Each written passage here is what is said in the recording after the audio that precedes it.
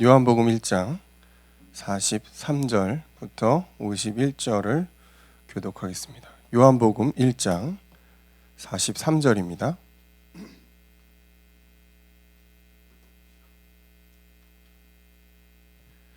다 찾으셨죠? 제가 먼저 읽고 그다음에 여러분 읽고 이렇게 하겠습니다.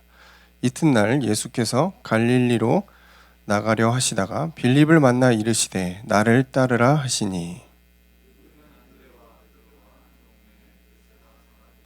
빌립이 나다나엘을 찾아 이르되 모세가 율법에 기록하였고 여러 선지자가 기록한 그 일을 우리가 만났으니 요셉의 아들 나사렛 예수니라.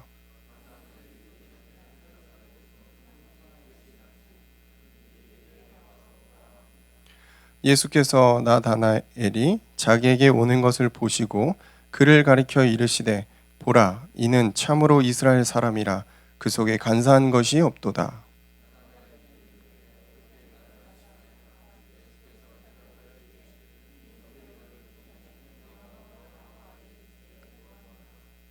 나다나엘이 대답하되 랍비여 당신은 하나님의 아들이시오 당신은 이스라엘의 임금이로소이다.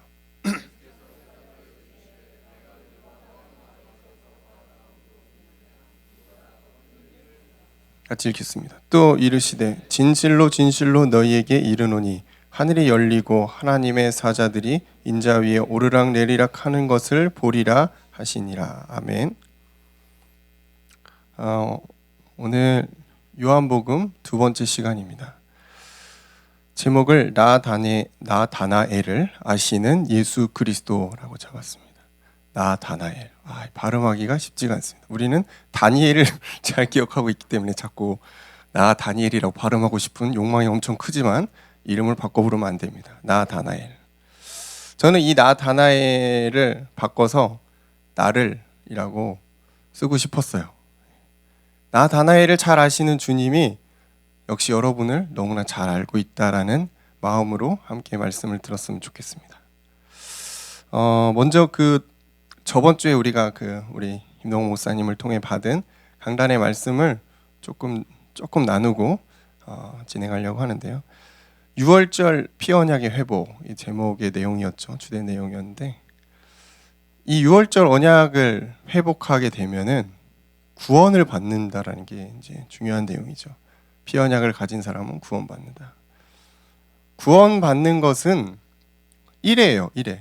구원이 막 여러 번 있는 게 아닙니다. 한 번 구원받으면 끝나는 거예요. 그죠? 그렇지만 그 구원은 영원성을 갖고 있어요. 이 한 번의 구원은 취소되지 않고 우리가 천국 가는 그날까지 하나님의 자녀로서의 어떤 확정을 받는다는 게 구원의 내용이죠. 그리고 이 구원만큼 굉장히 중요한 내용이 뭐냐면 이 구원의 감사와 은혜가 매일매일 어떻게 우리에게 이어질 수 있는가. 자, 이 은혜와 구원이 이어지려면 우리는 매일 6월절의 그 언약을 체험해야 되거든요. 그럼 어떻게 해야 될까요? 단을 쌓는 것입니다. 예배를 통해서 우리가 하나님께 나아가고 그 구원의 은혜와 감사를 매번 우리가 회복하는 거예요. 인간은 창세기 3장, 6장, 9장의 그 범위를 사실을 벗어나기가 어려워요. 그 사단이 예수님이 사역을 시작하실 때 광야로 데려가서 시험했던 내용도 사실은 요거거든요. 창세기 3장 나 중심, 창세기 6장 우상 숭배와 세상 중심, 창세기 11장 물질, 인간 여기에 지금 계속 사단이 속이는데 지금 우리에게도 사실은 이 부분을 가지고 굉장히 많이 속인단 말이에요. 구원받았지만 은혜가 없잖아요. 그러면은 여기에 걸려듭니다. 나, 세상, 물질 이게 전부인 줄 알고 이걸 따라가다가 끝나는 거예요. 그래서 우리에게는 은혜가 참 중요한데 은혜는 예배를 통해서 지속됩니다. 그러니까 은혜의 통로는 사실은 예배예요. 우리가 가장 쉽게 할 수 있는 부분이 예배란 말이에요. 내가 공예배를 지키기가 어려워. 청년이니까 쉽지가 않죠. 회사가 늦게 끝날 수도 있고 야근을 할 수도 있고 피치 못할 사정이 있죠. 매번 예배를 우리가 공예배에 참여하기가 어렵단 말이에요. 그럼 어떻게 해야 될까요? 여러분의 현장에서 개인의 예배를 드리는 겁니다. 말씀을 한 구절을 묵상하고 잠깐 기도를 하고 하루를 시작하는 거. 그거 예배 아니에요? 그쵸? 여러분 오고 가는 길에 새벽 기도 말씀을 들어요. 강단의 말씀을 쪼개서 들어봐요. 타임별로. 그게 예배예요.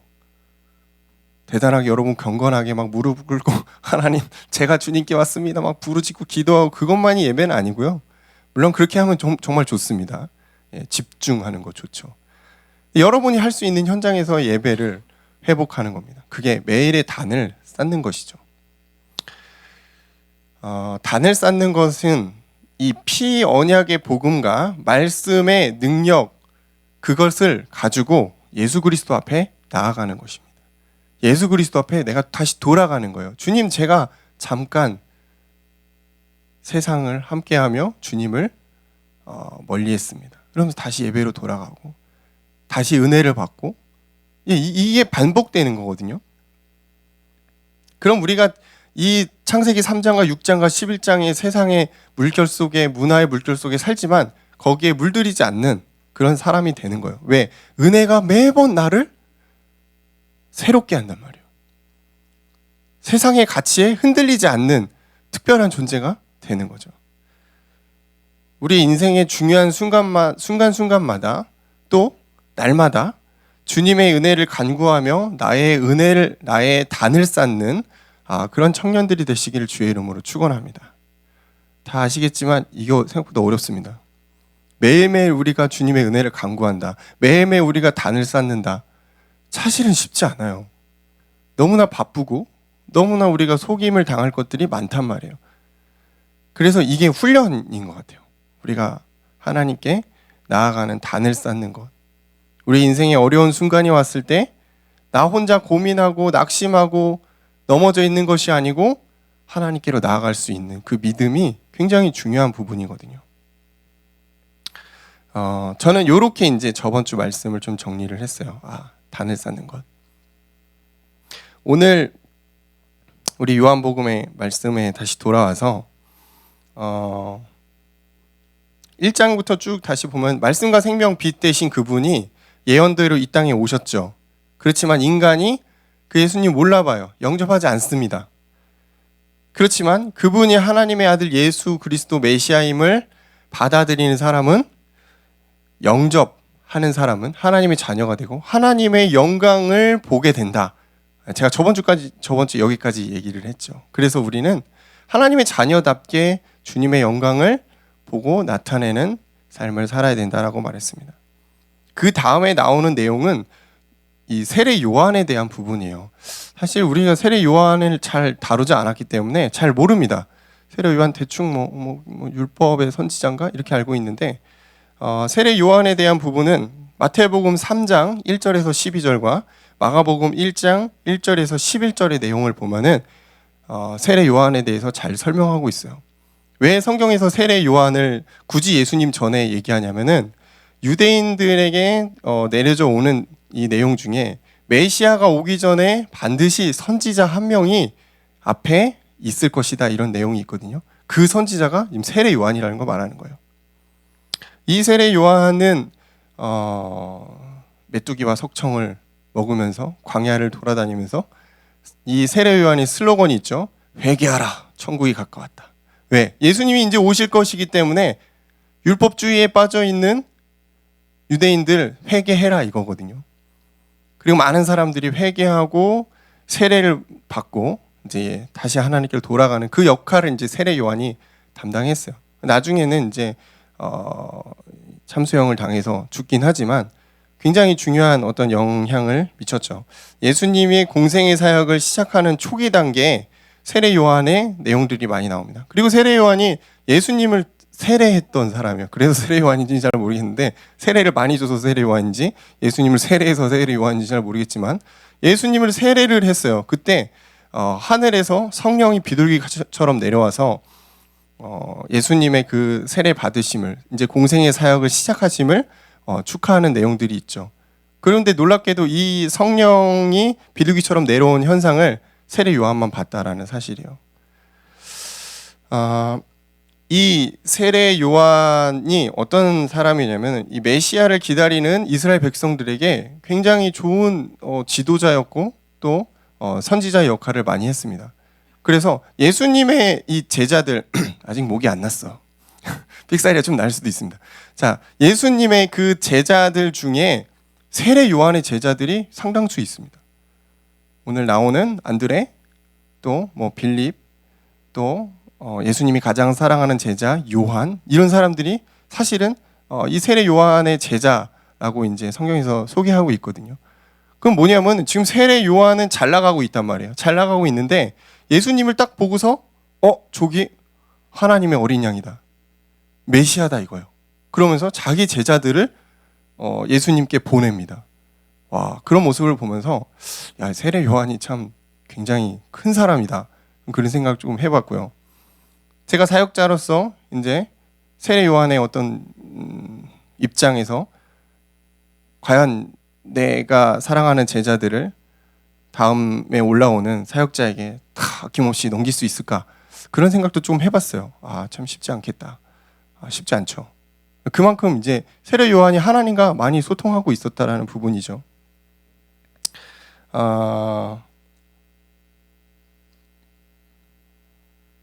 요한이 자신의 제자들에게 예수님을 알려주는 구절이 있는데 그게 1장 29절의 내용입니다. 1장 29절에 보면은 요한이 예수께서 자기에게 나오심을 보고 보라, 세상 죄를 지고 가는 하나님의 어린 양이다, 이렇게 표현을 하죠. 예수님을 정확하게 이제 메시아 그리스도로 인정하고 자신의 제자들을 이제 넘겨주는 내용들입니다. 이제 유대인들이 기다리던 메시아라는 것을 알려주는 거죠. 그러니까 이 세례 요한의 역할이 중간적이긴 하지만 상당히 중요했다. 왜? 예수님을 소개해야 되기 때문에. 그리고 세례 요한의 어떤 그 중요한 사역들이 예수님에게 넘겨지는 중요한 어떤 단계에 있었다라는 거예요. 오늘 그 읽은 우리가 본문의 말씀을 기준으로 좀 시작을 하면은 안드레라는 사람이 나오죠. 첫 번째입니다. 안드레를 쓰시는 주님인데 이 안드레라는 사람은 히브리어로 남자답다라는 뜻이에요. 어부이기도 하면서 남자다. 예, 그렇죠. 안드레, 남자다, 묵직하다, 이런 뜻인데 이 안드레는 요한복음 1장 40절에 보니까 예수님을 따라갔다. 분명히 자기가 믿고 따르던 세례 요한이 있었지만 예수님이 그리스도이심을 확인하고 바로 예수님을 따라갔다라는 거예요. 우리가 믿고 있는 어떤 신념, 어떤 기준, 이런 것들이 있겠지만 여러분, 예수 그리스도를 만나면 그 기준들이 다 깨져요. 그래서 그분을 따라갈 수밖에 없는 그리스도인이 된다라는 거예요. 그걸 지금 안드레가 한 거예요. 그리고 두 번째는 시몬 베드로의 형제 안드레라고 성경에서 소개하고 있거든요. 안드레를 소개할 때 항상 붙어 나오는 게 있어요. 시몬 베드로의 형제예요. 왜냐하면 이게 성경에서 베드로를 많이 이제 부각시키잖아요. 베드로 얼마나 막 화끈하고 일하고 막 초대 교회의 어떤 수장 아닙니까? 근데 그에 반해서 안드레는 소개가 별로 없어요. 성경에서 안드레가 한 일이 사실은 그렇게 많이 나오진 않거든요. 그러니까 이렇게 지금 뭔가 드러나지 않는 사역을 안드레가 감당하고 있었지만 안드레는 불평하지 않았다라는 거죠. 시몬 베드로의 형제 안드레라고 이렇게 많이 소개합니다. 그리고 이 안드레가 굉장히 중요한 역할을 하나 한 게 있다면은, 물론 여러 가지 있지만 그 중에 하나가 바로 자신의 형제인 베드로를 예수님께 소개했다라는 거예요. 베드로가 나중에 미친 영향이 어마어마하죠. 예루살렘의 수장이며, 그죠? 이 복음이 가치 있게 쫙 초대교회까지 이어지기까지 베드로의 영향이 엄청 컸거든요. 그 베드로를 사실은 누가 전도했냐? 안드레가 전도를 한 것입니다. 남자답게 전도를 했겠지. 뭐라고 했냐면 와서 봐라 이래요. 빌립도 그러지만 이 어부들은 좀 터프한 게 있는 것 같아요. 막 예수님에 대해서 막 설명한 게 아니고 와서 봐라, 믿어라. 멋있죠. 이 베드로를 예수 그리스도께 인도하는 굉장히 큰 역할을 안드레가 담당했다는 것입니다.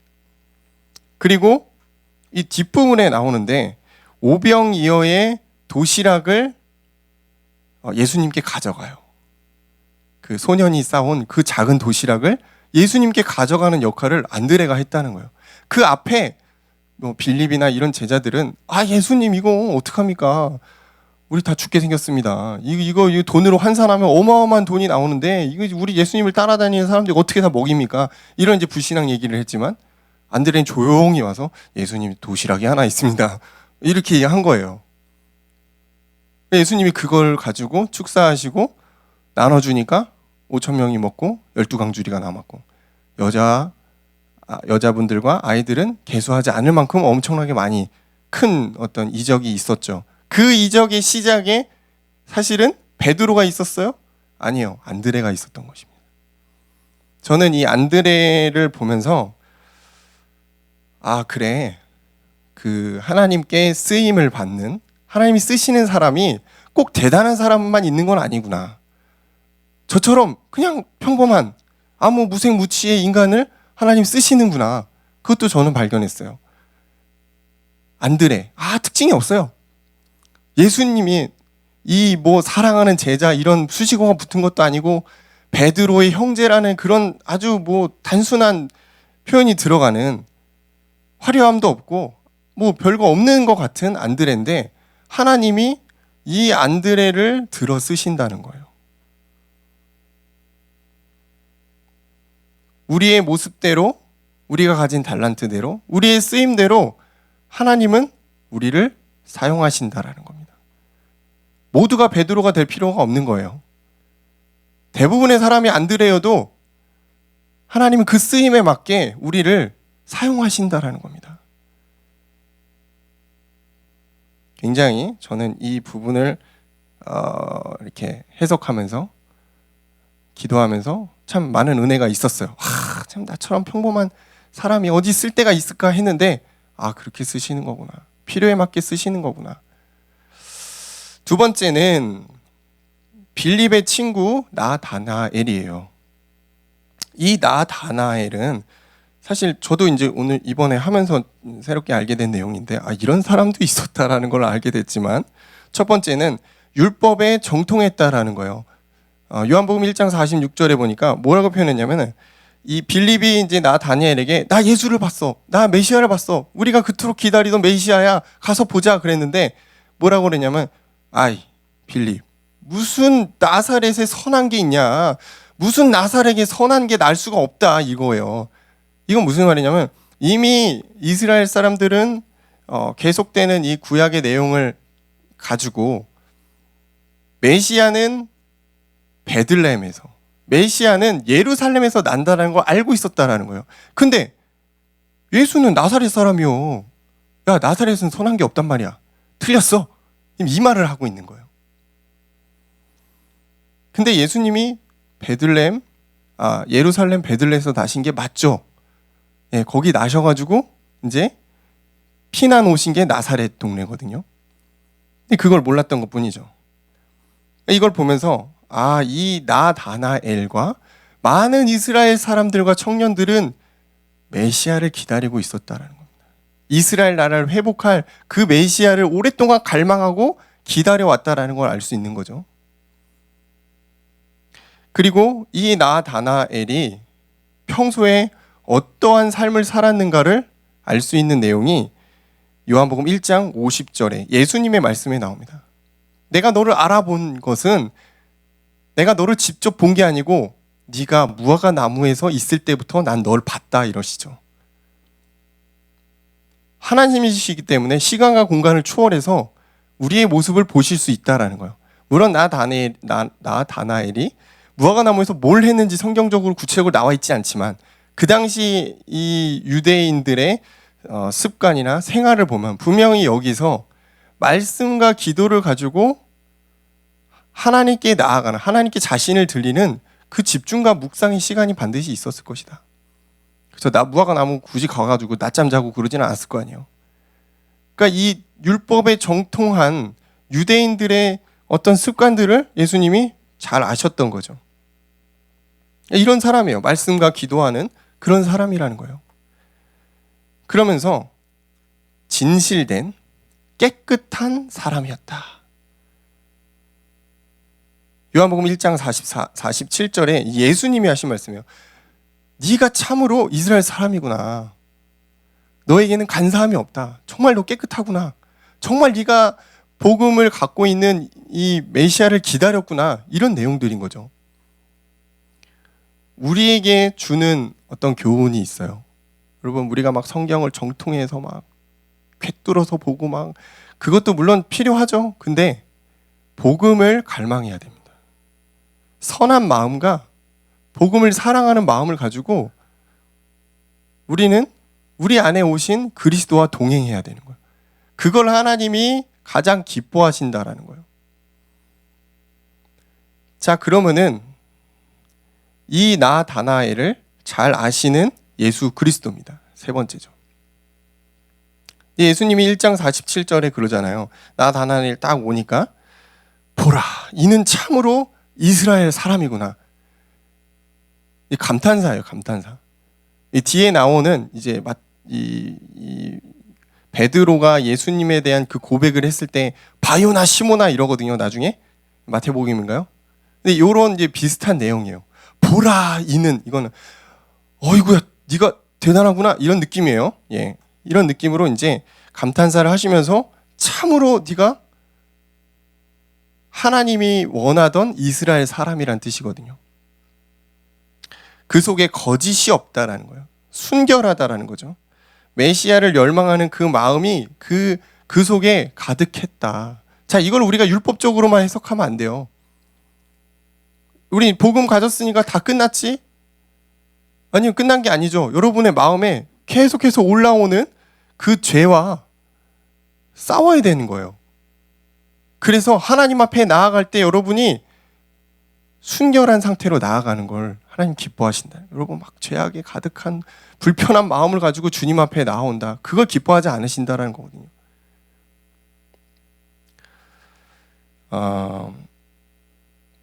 우리가 하나님 앞에 나아갈 때 하나님 보시기에 여러분이 이런 사람이었으면 좋겠습니다.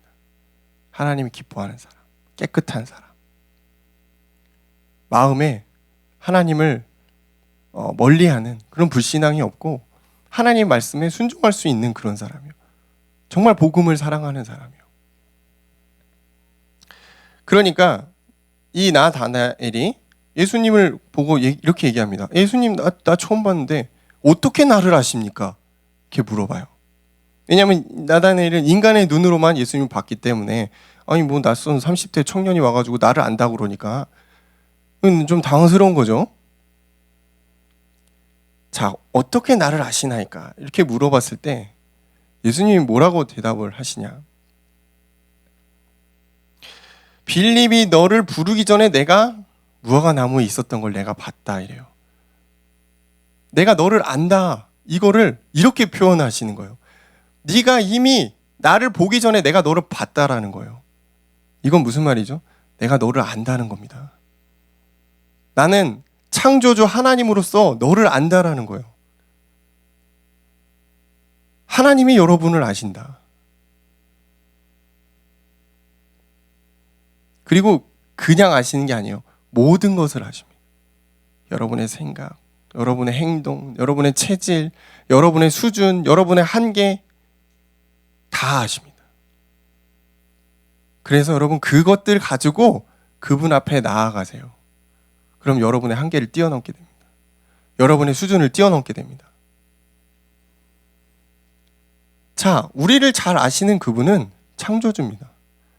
말씀과 생명과 빛 되신 그분이에요. 그리고 요한복음 1장 29절 세상 죄를 지고 가는 메시아입니다. 요한복음 2장 25절에 보니까 그분은 말하지 않아도 사람의 속을 아신다고 그랬어요. 그러니까 여러분이 하나님께 나아가기만 하면 사실은 문제는 해결돼요. 왜? 이미 그분은 다 아시거든요. 근데 여러분이 하나님께 나아가기를 기다리고 계신다는 거예요. 나아가지 않아서 문제지. 그랬더니 나다나엘이 신앙 고백을 하죠. 1장 49절입니다. 당신은 하나님의 아들이고 당신은 이스라엘의 임금, 우리가 기다리던 그분이군요. 메시아군요. 지금 이렇게 이제 덤덤하게 표현되어 있지만 사실은 지금 나다나엘이 살면서 이런 큰 충격이 없는 거예요. 태어나서 지금까지 살아오면서 수많은 율법을 통해서 앞으로 오실 메시아를 배웠단 말이에요. 근데 그 메시아를 눈앞에서 본 거예요. 완전 꼬꾸라진 거죠. 엄청난 충격을 받은 거예요. 전인격적인 변화가 시작된 거거든요. 우리가 예수 그리스도를 인격적으로 만나면은 삶이 바뀌게 돼 있습니다. 나다나엘의 이 고백이 나오게 돼 있어요. 아, 당신은 하나님이시군요. 당신은 나의 문제를 끝내신 예수 그리스도시군요. 엄청난 충격과 엄청난 감격과 엄청난 감사가 있게 됩니다. 물론 사람마다 차이는 있습니다. 어떤 사람은 눈물을 흘리고 어떤 사람은 막 기뻐와서 뛰기도 하고 어떤 사람은 진짜 말 그대로 덤덤하게 구원받았다 이럴 수도 있고요. 여러 가지 반응은 있겠지만 예수 그리스도를 인격적으로 그 만난 그 순간부터 우리에게는 변화가 사실은 시작되게 되어 있습니다. 그리고 나서 예수님이 뭐라고 말하시냐면 네가 믿느냐 그래요. 뭘 믿는다는 거죠? 내가 하나님의 아들이신 것을 믿느냐? 내가 메시아로 온 것을 네가 믿느냐 이거요. 50절에 그러셨죠. 그것을 믿으면 51절 하나님의 영광을 보게 될 것이다. 무슨 말이죠? 은혜를 받게 된다는 거예요. 은혜를 받게 돼서 영적인 세계가 열린다라는 거거든요. 그래서 믿음은 굉장히 중요한 겁니다. 나다나엘은 예수님을 처음 봤지만 믿음의 고백을 해서 인생이 바뀌거든요. 오늘 이 나다나엘을 통해서 우리에게 좀 중요한 생각들이 들어갔으면 좋겠습니다. 예수님은 나다나엘을 잘 알고 있었습니다. 그리고 여러분도 잘 알고 계십니다. 여러분이 그분 앞에 나아가서 더 그분을 알고 그분의 능력을 사모하고 그분의 능력을 의지할 때 하나님 여러분에게 은혜를 주실 것이고 주님의 영광을 보게 하실 것입니다. 그게 여러분의 현장에서 드러나게 되는 거예요. 그럼 어떻게 되죠? 하나님의 나라가 세워지는 것입니다. 복음의 망대가 세워지는 것입니다. 자, 이제 결론입니다. 나를 잘 아시는 그분께 여러분이 나아가면은 어떠한 마음이 들까요? 기쁨과 감사와 포근함과 뭐 그런 이제 감정들이 들어요. 제가 이거를 어떻게 표현하면 좋을까 생각하다가 짧은 영상을 같이 보면 좋을 것 같아요. 영상 준비됐나요?